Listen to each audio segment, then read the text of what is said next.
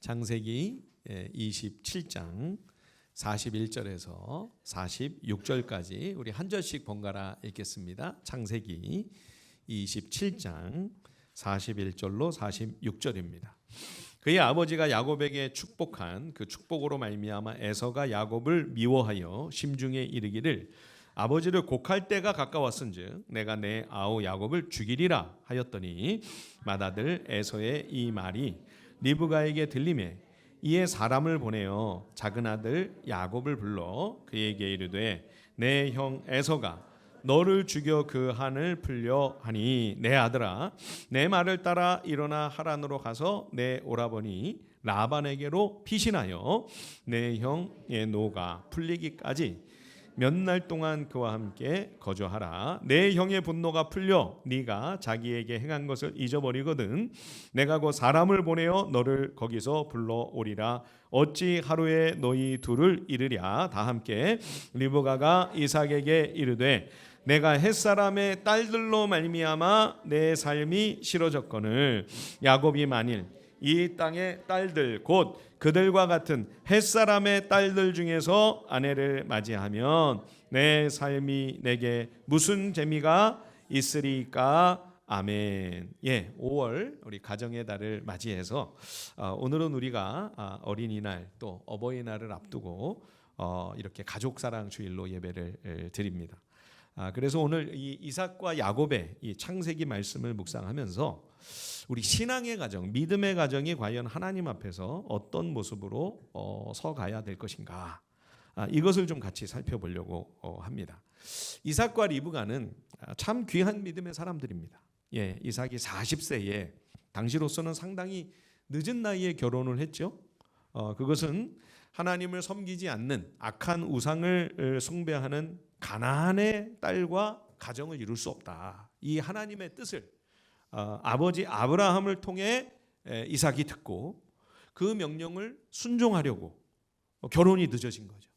그래서 나중에는 아주 멀리에서 이 리브가를 모시고 와서 결혼을 하고 믿음의 가정을 드디어 이루게 됩니다. 그러나 20년이나 이삭과 리브가는 자녀가 없었습니다. 20년을 불임으로 고통을 겪으며 마음고생을 했는데도 이삭은 아브라함처럼 그 당시에 횡행하는 하나님을 믿지 않는 사람들 사이에 횡행하고 있는 쉽게 빠르게 이세를 볼 수 있는 그런 편법을 쓰지 않고 끝까지 이 두 사람이 하나님의 도우심을 기다립니다. 아브라함, 이삭, 야곱, 이 믿음의 족장들이라고 우리가 이 창세기의 족장들이라고 이야기를 하는데 보통 남편과 아내 두 사람이 오롯이 해로를 한 부분은 이삭과 리브가입니다. 참 이렇게 귀한 신앙의 가정입니다만, 그러나 이제 이 두 사람이 나이 들어 두 아들 에서와 야곱이 장성하게 되었을 때 노년의 이삭, 노년의 리브가는 예전과는 달리 이 두 사람의 신앙과 관계에 있어서 참 안타까운 문제점이 발견이 됩니다. 비록 믿음의 가정이라 할지라도 쉽게 그냥 자연스럽게 화목한 가정이 되는 것은 아니다라고 하는 것을 우리에게 말씀해 주는 것이죠. 나중에 야곱의 가정을 보면 정말 이 야곱의 가정의 첫 모습은 진짜 최악이죠. 막장도 이런 막장이 없습니다. 이 창세기의 이 야곱의 이야기를 만약 드라마로 만들면 아마 처음에는 다들 막장 드라마라고 할 거예요. 어떻게 이렇게 막장 드라마를 하냐 막 그러면서 막 욕을 하면서 또 계속 열심히 보겠죠, 사람들이.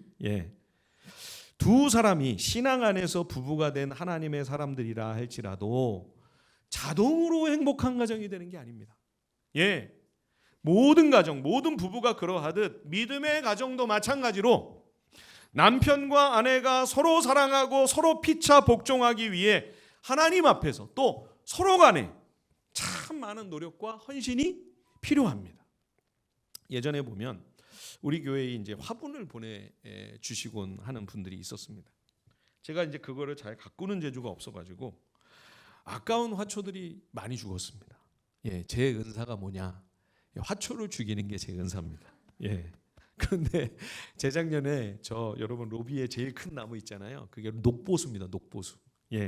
그 녹보수가 딱 왔는데 이거는 죽이면 안 되겠다. 제가 작심을 했습니다. 이거는 절대 내가 죽이지 말고 잘 갖고 보자. 이제 3주마다 물을 흠뻑 줘야 돼. 그래가지고 휴대폰에다가 이렇게 알람을 제가 해놓고 표시를 해놓고 그거를 타이밍을 안 놓치려고 애를 씁니다. 이제까지 한 번도 잊어버린 적이 없어요. 예. 자, 그런데 이렇게 좀 이제 봄이 되고 화창하고 좀 지나면 이제 날씨가 무더워지잖아요.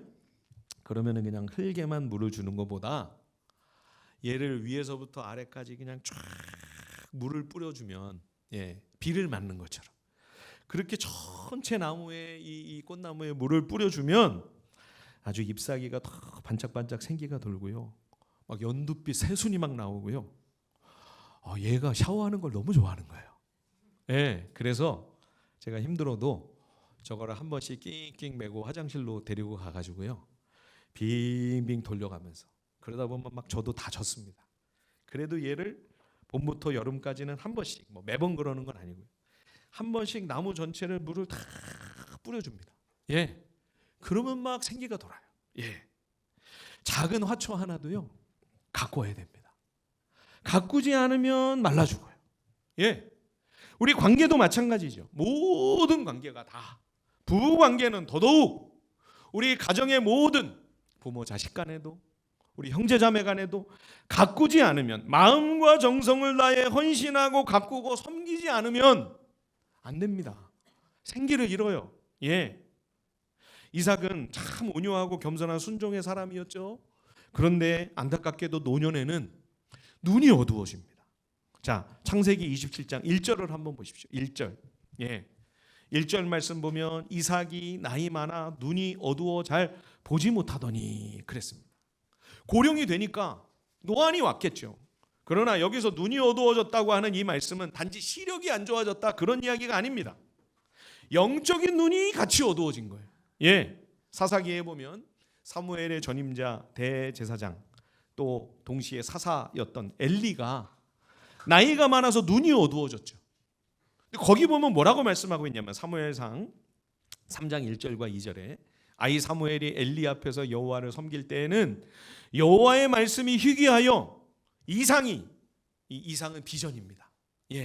비전이 흔히 보이지 않았더라. 엘리의 눈이 점점 어두워가서 잘 보지 못하는 그때에 그랬어요.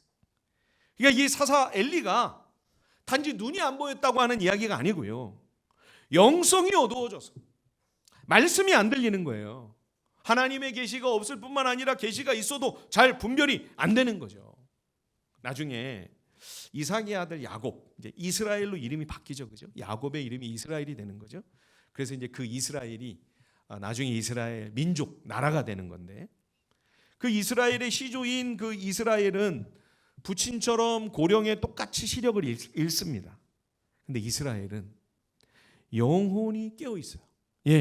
그래서 요셉의 두 아들 에브라임과 므낫세를 데리고 왔는데 어떻게 축복을 해줘야 되는지 앞이 안 보여요. 그런데도 이스라엘은 조금도 혼동하거나 헷갈리지 아니하고 정확하고 분명하게 하나님의 뜻을 따라 자신의 사명을 수행하죠.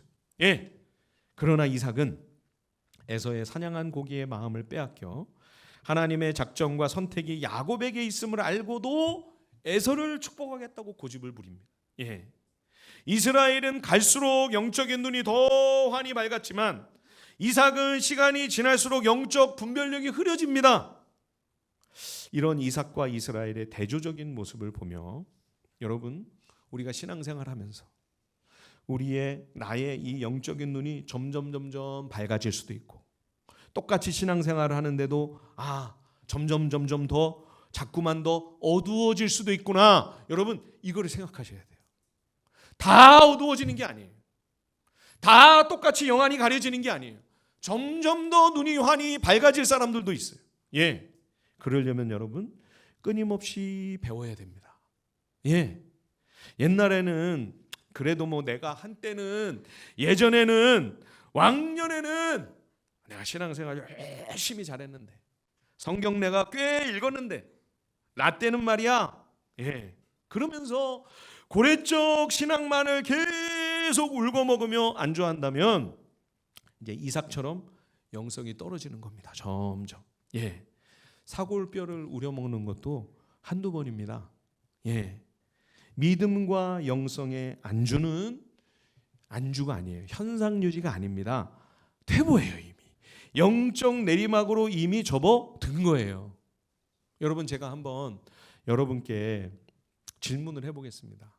여러분 각자 마음속으로 한번 대답해 보십시오. 요즘 하나님께서 여러분에게 주시는 말씀은 뭐예요? 우리 창세기 요즘에 큐티하고 말씀 묵상하고 있죠.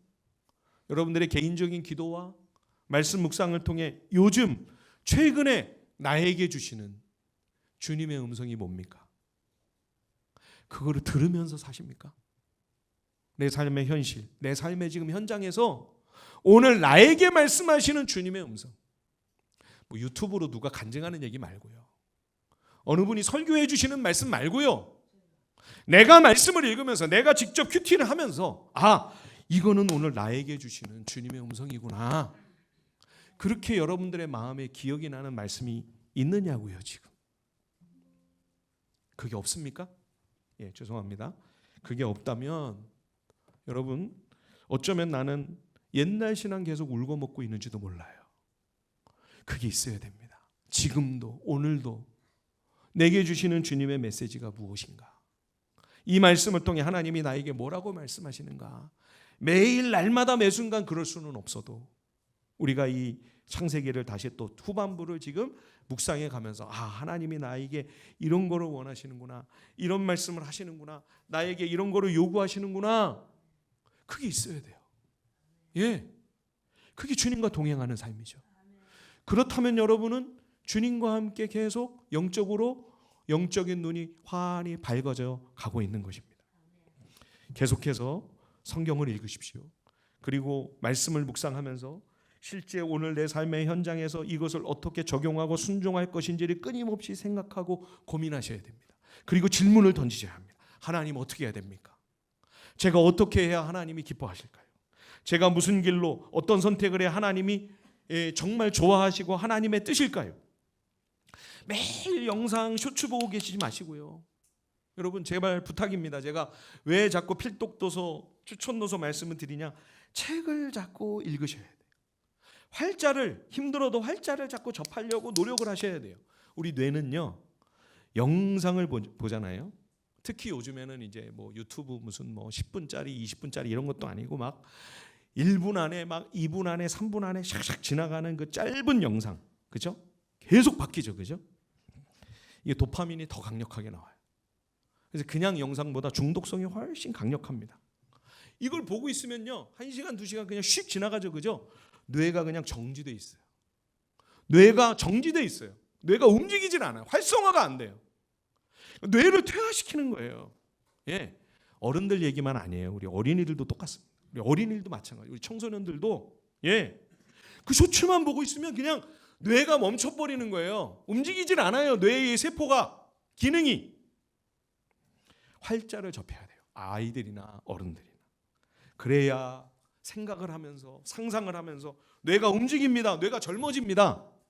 여러분, 화초를 오늘 얘기를 많이 하는데, 이제 화초가 좀 크면 분갈이를 해줘야 되잖아요. 화분이 작은 거를 이제 큰 화분으로 옮겨주는데, 그냥 그대로 옮겨주는 게 아니라 뿌리를 잘라요. 뿌리를 꼭 쳐줍니다. 가지치기를 하듯이. 심지어 4분의 1에서 많게는 3분의 1까지도 뿌리를 잘라줘요. 그래야 옮겨간 이 화초가 더 싱싱하게 되고 더 생생하게 젊어진다고 합니다. 여러분, 그러면 사람은 뭐를 잘라내야 젊어질까요? 뭐를 덜어내면 젊어지실 수 있을 것 같으세요? 잡티? 주름? 기미? 예, 막 그거 막 뜯어내는 거 막 이런 거 여러분 사지 마세요. 다 거짓말입니다. 예, 그런 거 뜯어낸다고 덜어낸다고 젊어지지 않습니다. 사람이 젊어지기 위해서는 고정관념을 덜어내야 돼요. 우리 속에 깊이 잘못 박혀 있는 편견, 선입견, 확증 편향, 그런 잘못된 비성경적인 고정관념을 덜어내야, 이거를 자꾸 벗어버리면 벗어질수록 젊어져요. 예. 그래서 계속 공부를 해야 됩니다. 예, 끝까지 책을 읽고 또 성경을 읽고 말씀을 묵상하고 큐티를 하면서, 예, 그래야만 영혼과 정신과 마음의 쓴뿌리를 제거하고 그것을 덜어내면서 영적으로 우리의 인생이 점점 싱싱한 생명력을 유지할 수가 있는 것이죠. 거룩한 분별력을 상실한 이삭은 에서가 장남이라고 그냥 무조건 에서에게 장자의 축복을 주려고 합니다. 하지만 에서는 영적으로 굉장히 무감각하고 하나님을 경외하는 믿음으로 살지 않는 불신앙의 사람이었습니다.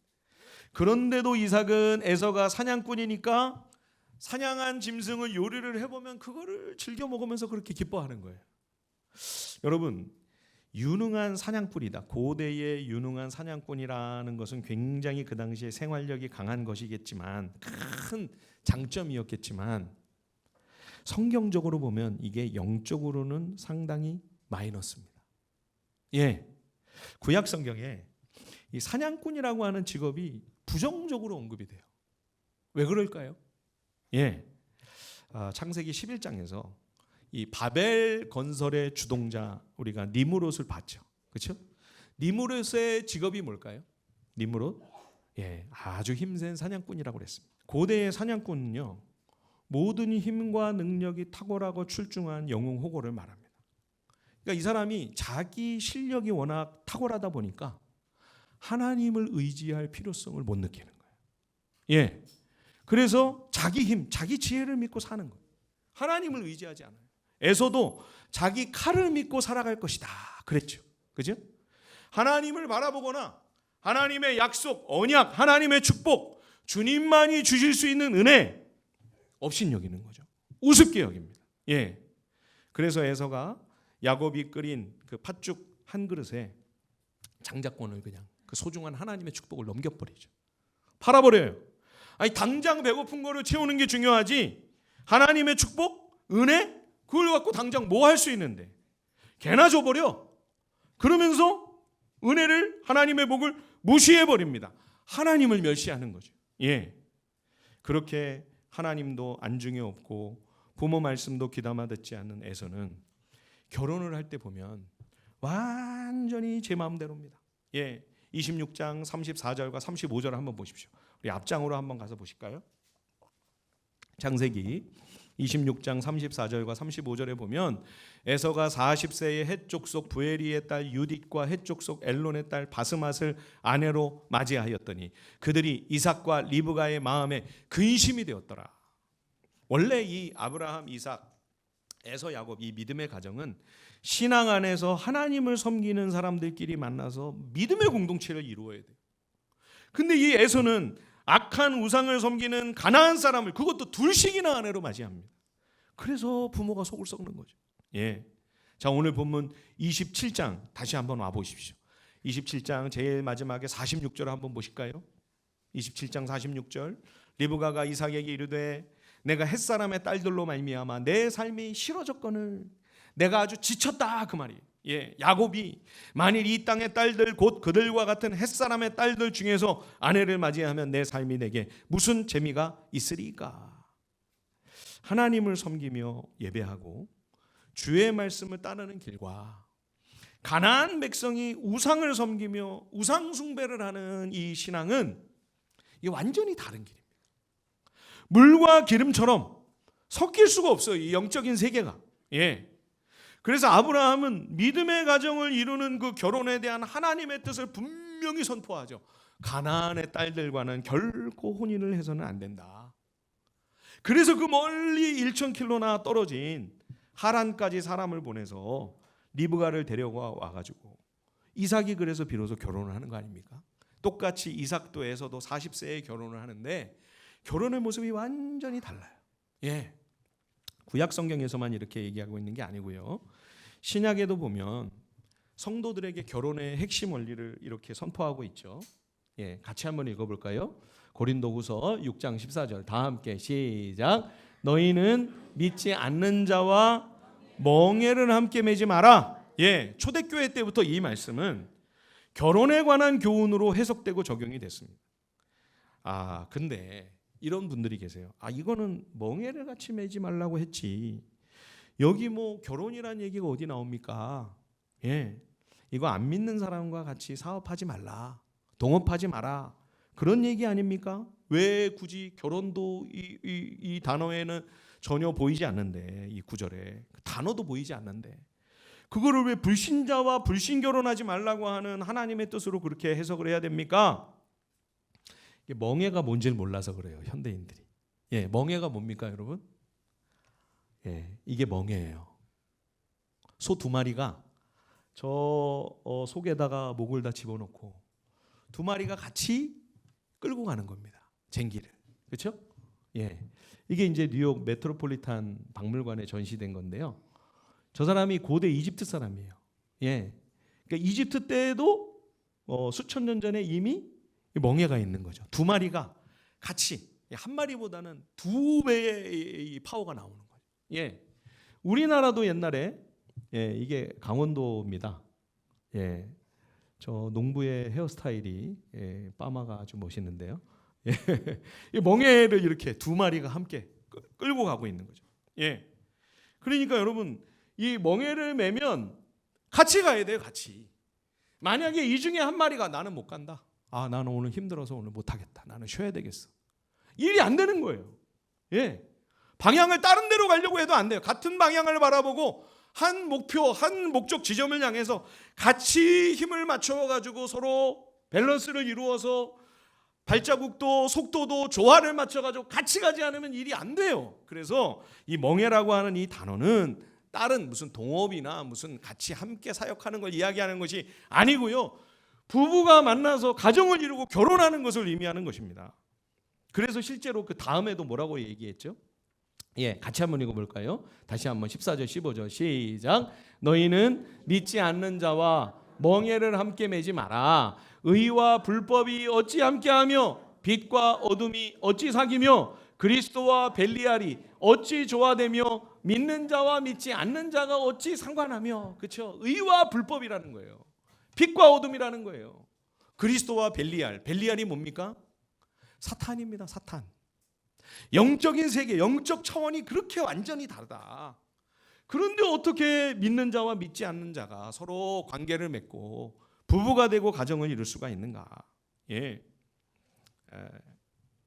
그 다음에 16절도 한번 같이 한번 읽어보겠습니다. 시작. 하나님의 성전과 우상이 어찌 일치가 되리요? 우리는 살아계신 하나님의 성전이라. 이와 같이 하나님께서 이르시되 내가 그들 가운데 거하며 두루 행하여 나는 그들의 하나님이 되고 그들은 내 백성이 되리라 하셨느니라. 아멘. 예, 제가 이전에 교회에서 청년부를 담당하고 있을 때 연세가 지긋한 한 성도님이 제게 오시더니 목사님 드릴 말씀이 있습니다. 무슨 일이냐 그랬더니 당신이 청년 시절에 결혼을 앞두고 있을 때는 목사님이 교회에서 꼭 신앙을 가진 사람들끼리 만나서 결혼을 해야 된다고 하는 이 성경적인 원리를 잘 가르쳐 주지를 않으셨다는 거예요.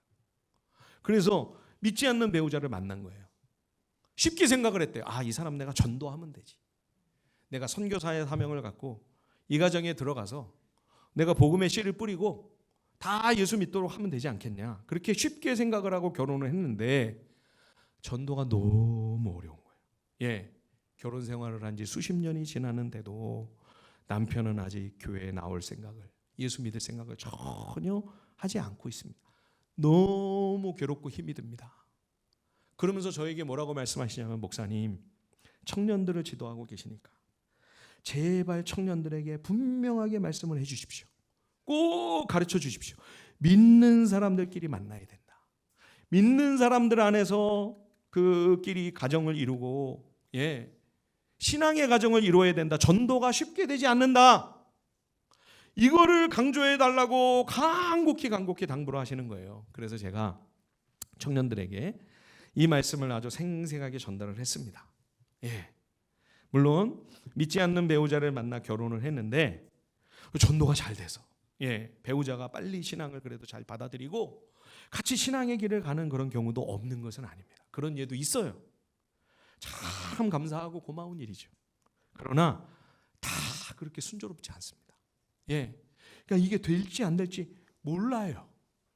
우리의 힘으로 되는 게 아니에요. 하나님이 도와주셔야 되는 거예요. 예. 오늘 이 자리에 우리 청년들, 또 청소년들, 또 우리 어린이들이 있습니다. 예. 주님의 말씀을 근거로 해서 분명히 말씀을 드립니다. 함께 믿음의 길을 걸어가고 있는 같은 신앙을 가진 사람을 만나 똑같이 한 방향을 바라보면서 믿음의 길을 같이 걸어가셔야 됩니다. 그런 배우자를 만나 믿음의 가정을 이루고 신앙의 부부가 되어야만 하는 것이죠. 그래서 우리 어린이들이지만 부모님들이 우리 어린이들을 위해서 지금부터 기도하셔야 돼요. 우리 청소년들도 마찬가지고. 예. 기도만 하면 안 되고요. 더 중요한 것은 내가 훌륭한 믿음의 사람으로 성장해야 되는 거죠. 예. 나는 믿음이 없는데 상대방만, 배우자만 훌륭한 신앙과 인격을 가진 사람을 만나게 해 주옵소서. 그것만 기도하나요? 거기다가 집안도 좀 괜찮으면 좋겠고, 직업도 훌륭하면 더 좋고, 돈도 잘 벌면 더 할렐루야하고, 예, 그런 출중한 사람을 만나게 해주세요.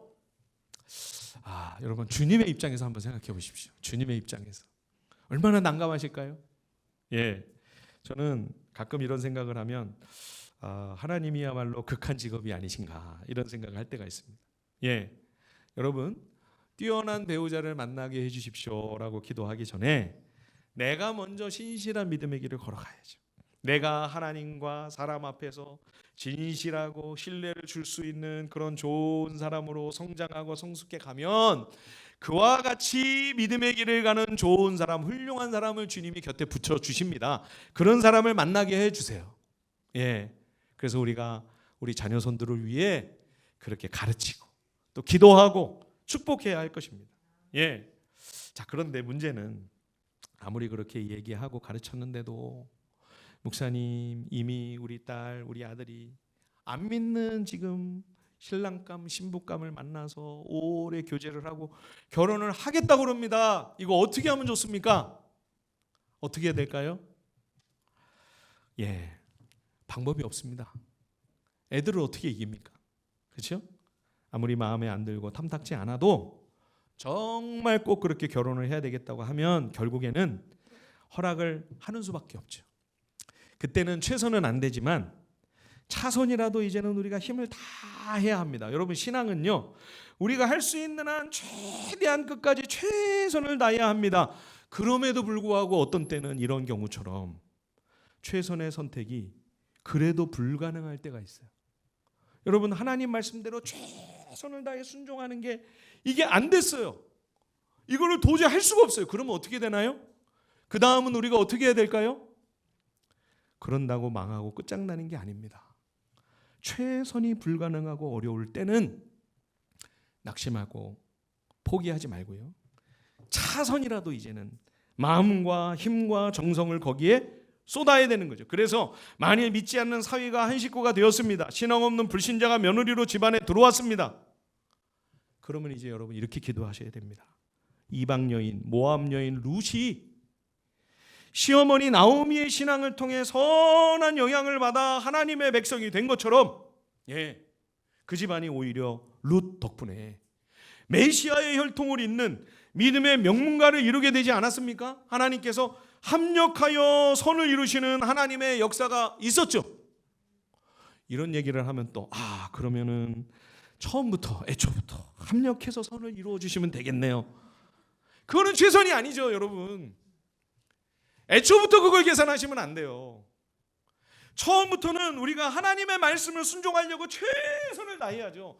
최선을 다했는데도 나라면 그렇게 하겠지만 우리 혹시 아들, 딸은 믿음이 거기까지 안 돼서 안 될 수가 있단 말이에요.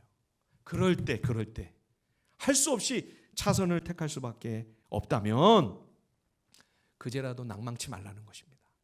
원망하고 불평하면서 아들과의 관계가 깨지고 딸, 며느리, 서위와의 관계가 다 깨지면 무슨 소용이 있습니까?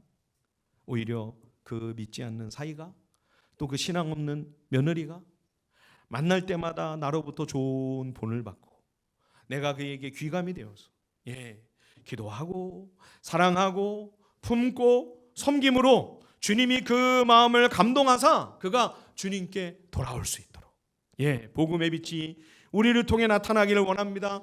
나를 통해 복음의 선한 영향이 그에게 전달되기를 원합니다. 하나님의 은혜를 구하며 기도하며 애쓰는 도리밖에는 없는 것이죠. 자, 이삭과 리브가의 가정에서 굉장히 안타까운 부분은 아빠와 엄마의 편애가 너무 확연하다는 겁니다. 이삭은 에서를 너무 좋아하고, 리브가는 너무 티가 나게 야곱만 편애를 하죠. 지난주에 오후에도 우리가 이 얘기를 잠깐 했습니다만, 가정 안에서 이 편애, 이게 참 어려운 문제입니다. 나중에 이제 이삭보다 야곱은 훨씬 더 심각해요. 최근에 이제 우리가 매일 성경을 보면 야곱이 이제 고향으로 돌아옵니다. 돌아오는데 형 에서가 400명의 종들을 거느리고 이제 자기를 맞이하러 이제 오는데, 이 소식을 듣고 두려움을 느껴요. 죽이러 오는 거 아니에요, 그죠? 그냥 환대하러 환영하러 오는데 무장한 종들을 400명씩이나 거느리고 오는 거는 말이 안 되죠. 군대를 이끌고 오는 거예요. 다 몰살시켜 버리겠다는 겁니다. 그래서 큰 떼를 둘러 나누고 하나를 치면 하나라도 시간을 좀 벌자. 그것도 또 마음이 안 놓여서 또 선물을 또 5대를 만들어 가지고 보내고 또 보내고. 야, 이게 뭐냐? 내 주인 야곱이 보내는 선물입니다. 주인은 뒤옵니다. 그러면서 5번씩이나 선물 공세를 하면서 이 에서의 마음을 부드럽게 풀어주려고 애를 써요. 그래도 마음이 안 놓여요. 그래서 야복나루에서 다 건너 보낸 다음에 자기는 혼자 남아 기도하며 밤새 철야 기도를 하면서 하나님께 부르짖고 씨름을 하죠. 다음 날 야곱이 에서를 드디어 대면하게 됩니다. 그래도 안심이 안 됩니다. 어떻게 했습니까? 맨 앞줄에다가 여종들과 그들이 낳은 아이들 떼를 맨 앞줄에다가 놓고, 그 다음에 레아가 낳은 자식들을 그 다음 줄에 배치를 하고, 맨 뒤에다가 라헬과 라헬의 소생을 다 배치를 하는 거예요. 여러분, 이게 무슨 의미죠? 만약 에서가 다 죽이겠다고 그래도 칼을 작정하고 빼든다면 먼저 죽는 순서예요. 먼저 죽는 순서예요. 이런 야곱의 의도를 여러분, 그 여종들과 레아와 그리고 그 자녀들이 몰랐을까요? 다 느끼는 거죠. 다 하는 거죠. 이게 얼마나 큰 아이들 마음의 상처예요. 그래서 이제 우리가 묵상을 하겠습니다만, 야곱 아들들이 아버지에게 어마어마하게 반항을 해요. 루벤이 뭐 대형 사고를 치죠. 유다도 마음을 못 잡고 그렇게 방황을 합니다. 시몬과 레위가 그 무자비하고 잔인한 그 폭력성을 보이는 그 폭력적인 성향도 아버지를 향한 그 분노가 그 밑바닥에 깔려 있는 게 아니겠습니까? 그런데도 야곱은 요셉에게만 따로 아름다운 옷을 입히고 요셉만 이뻐하는 거예요. 그러니까 나중에는 아들들이 요셉을 심지어 죽이려고 하죠. 주의 은혜로 죽지는 않고 이집트로 가는 대상들에게 노예로 팔려갑니다만, 이 자식들이 아버지에게 와가지고 요셉의 그 찢어진 옷에다가 피를 묻혀가지고 요셉이 들짐승에게 잡혀 죽었다고 아버지를 속이죠. 여러분, 편애는 이런 심각한 분노와 상처와 아픔을 남깁니다. 믿음의 가정을 뿌리채 흔드는 것이 바로 이 편애의 이 유혹입니다. 여러분, 이런 유혹이 우리 마음에 있습니다. 그죠? 꼭 희한하게 예쁜 짓을 하는 놈이 있고 그렇게 미운 짓을 하는 놈이 있어요. 그죠? 그래서 내 마음이 자꾸 편애로 기울어지려고 할지라도 여러분, 자기를 부인하고 날마다 자기 십자가를 지고 이 마음을 내려놓고 매 순간마다 똑같이 동일한 사랑으로 자녀들을 아끼고 품을 수 있도록 몸부림치셔야 돼요. 우리 부모님들이 발버둥 치셔야 됩니다. 싸워야 돼요. 자, 마지막으로요, 이삭과 리브가의 가정을 보며 제일 가슴 아픈 게 뭐냐면, 노년의 이 이삭과 리브가가 소통이 안 된다는 것입니다. 이삭이 에서를 이제 축복하겠다고 사냥을 해가지고 이제 요리를 해갖고 와라.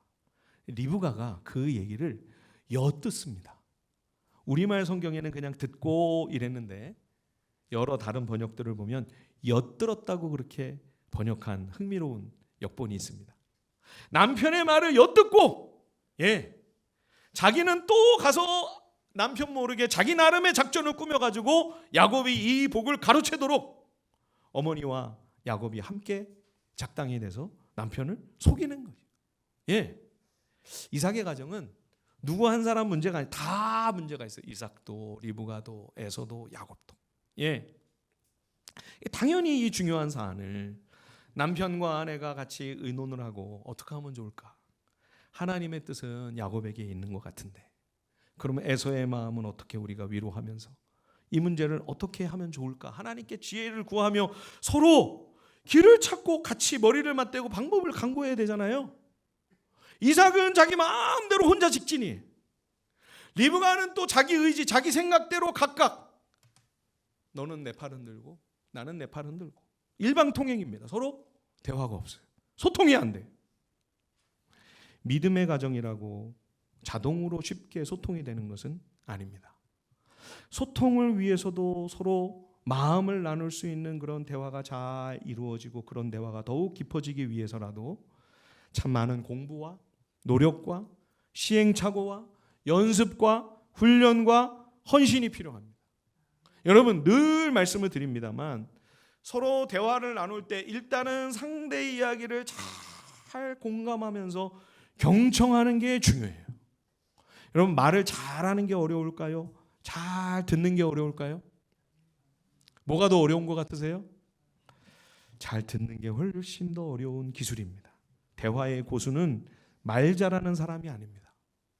공감하며 잘 경청할 수 있는 사람, 이 사람이 소통의 달인이죠. 저도 듣는 게 참 힘듭니다. 말하는 게 쉬워요, 차라리. 예. 더군다나 공감을 잘 해주면서 경청하는 거 훨씬 더 어려운 이 소통에 있어 최고 수준의 경지입니다. 연습을 많이 해야 돼요. 예. 대화가 잘 안 되는 것은 자꾸 답만 가르쳐 주려고 하기 때문입니다. 상대방에게 정답을 말해주고 충고하고 조언하고 평가하고 판단하려고 하면 대화가 끊기는 거죠. 소통이 안 돼요. 예. 그래서 제가 강조하죠, 자주. 그죠? 충조 평판 금지. 자, 한번 따라해 볼까요? 충조 평판 금지. 충조. 크게 해 보세요. 충조 평판 금지. 충고, 조언, 평가, 판단. 예, 두 분은 끝까지 안 하시는데 나는 그렇게 할 생각이 없다는 거죠. 예? 충고, 조언, 평가, 판단 금지. 예, 예전에 제가 후배 목사님을 만났습니다. 그 가정이 부부 관계가 참 어렵다는 거예요. 예, 아내가 오래전의 기억들을 차곡차곡 데이터베이스에 다 저장을 해놓고 얘기를 시작하면 이제 2시간이고 3시간이고 하나씩 그거를 꺼내놓으면서 이야기를 하는데, 자기가 들을 때는 이게 팩트가 틀린 게 너무 많다는 거예요. 그래서 여보, 아니지, 그건 아니지. 이제 그러면서 사실을 바로 잡으려고 하다 보면 이제 다툼이 벌어지는 거예요. 싸움이 나고 결국 대화가 끊겨져 버리는 거죠. 그 목사님 사모님이 참 훌륭한 분들입니다. 굉장히 뛰어난 믿음의 사람들이에요. 예. 그런데도 부부간의 대화가, 소통이 쉽지가 않은 거예요. 그래서 저도 잘 못하지만 배운 게 그래도 좀 있으니까, 예, 사실관계를 바로잡으려고 하지 말고 그냥 아내가 이야기할 때 일단 2시간이든 3시간이든 공감하면서 다 끝까지 들어봐라 그랬어요. 제가 그랬구나 마음이 참 아팠겠구나, 힘들었구나, 그러면서 끝까지 들어봐라.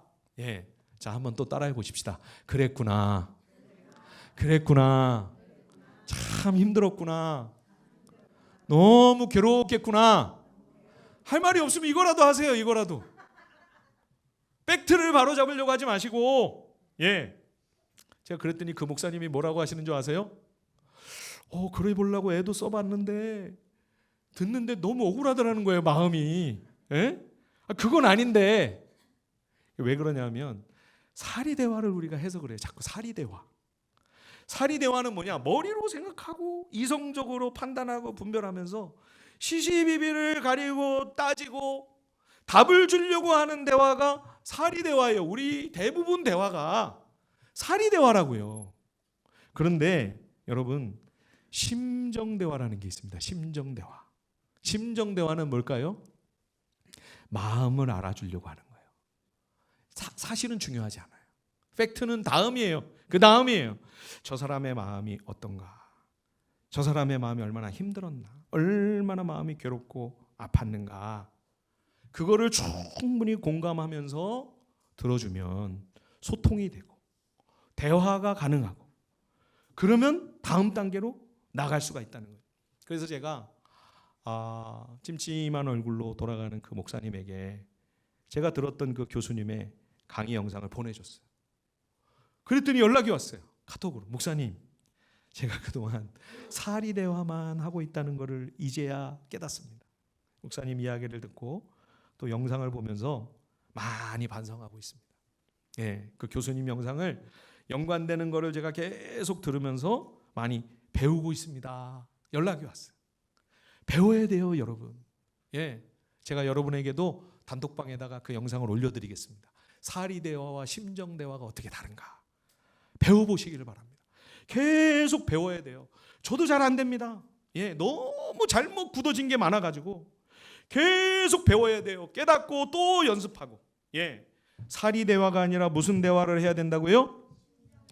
예, 우리 어린이들이 역시 똑똑하네요. 자, 다시 한번. 사리 대화가 아니라 무슨 대화? 예, 왜 안 하세요? 나는 그럴 생각 없습니다. 그런 뜻이에요. 자, 심정 대화. 심정 대화. 영상을 마지막으로 좀 하나 보려고 하는데요. 한 5분 정도 되는 영상인데 옛날 재밌게 보셨던 그 응답하라 시리즈에 나오는 그 드라마의 한 부분입니다. 한번 보시면서 이거를 꼭 남자 여자 관계 이렇게만 생각하지 마시고 F와 T의 문제 이렇게만 생각하지 마시고 내가 어떤 식으로 소통하고 대화하고 있는가를 한번 스스로를 돌아볼 수 있는 그런 영상이 되기를 바랍니다. 한번 틀어주세요. 예, 불 다 켜주시죠. 중요한 것은 문을 닫냐 여냐가 아니에요. 그렇죠? 너 지금 괜찮냐? 우리가 원하는 건 그거예요. 너 지금 괜찮냐? 내 마음을 알아주는 누군가, 그 한 사람을 찾는 거죠.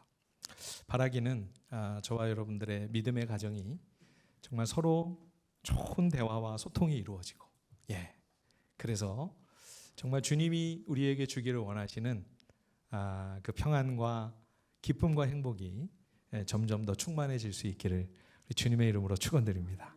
우리 이 시간 함께 찬양하고요. 주님 앞에 같이 기도하고 마치겠습니다.